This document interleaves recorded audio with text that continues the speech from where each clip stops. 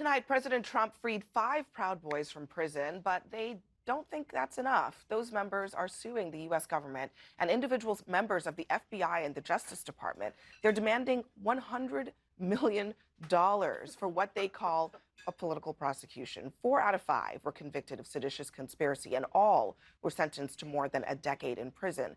But when President Trump returned to office, the former leader of the Proud Boys, Enrique Tarrio, received a pardon. The rest received commutations, including Dominic Pizzola, who prosecutors say was the first to break into the Capitol window and let the mob into that building in this iconic video. I'm sure you would remember that because we all saw it with our own eyes.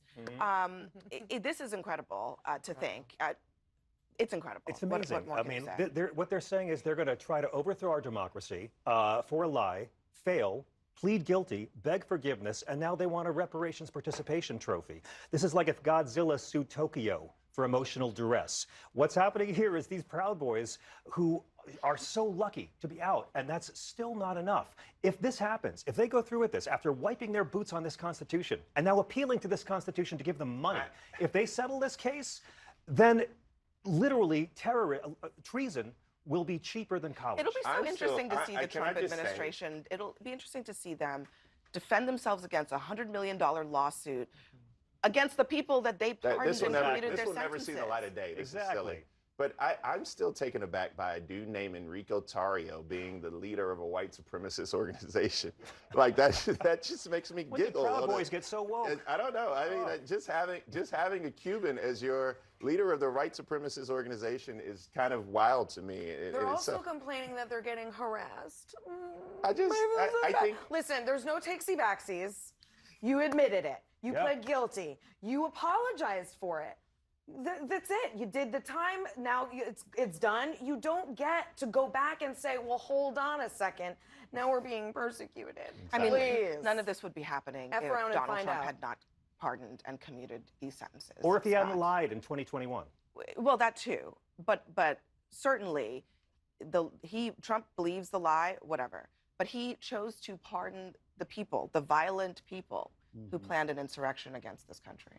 Yeah, I don't know what the likelihood of the various probable outcomes here are. I mean, it seems like these cases are hard to do. I mean, you would have more experience with it than me, so I don't know whether this is like a sort of a last gasp kind of thing, or if there is a likely outcome here. Truthfully, I'm not really sure. I mean, listen, legally this isn't going anywhere. And I mean, we can all. I mean, if you plead guilty to a crime, the likelihood of you getting a malicious prosecution, getting past a motion to dismiss, let alone a summary judgment motion, is highly improbable. But I guess the real question is, does this not offend the moral sensibilities of this great country that we live in? I mean, that is really what we're asking. I was more offended by them assaulting police officers. Well, yeah, I mean, there's that, but there are layers to this. You do the thing, you get pardoned for it, and then you ask for $100 million? Yeah, it's a toddler suing the babysitter for enforcing bedtime. But I think they see in Trump, like, this is possible.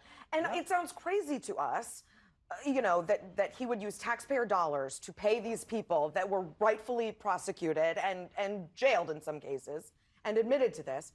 But I think they see a possibility in this because of everything Trump has done. Enrique Tarrio is just he is a fascinating individual in that it's like an Uncle Ruckus character from the Dave Chappelle shows, in that he's not able to see himself. Yeah, he's not that fascinating. He's the blind white supremacist. He's a blind white supremacist. Yeah. And not only that, but his intellectual capacity. I mean, he has the depth of a shallow bathtub.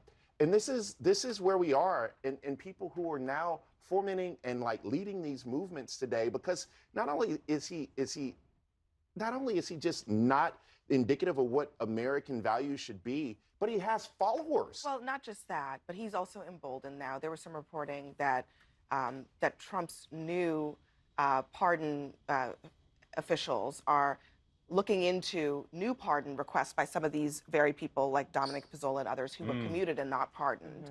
So, you know, Ed Martin, who said, leave no MAGA behind, is now looking at this. If this comes to Trump's desk and he carries out a pardon, Scott?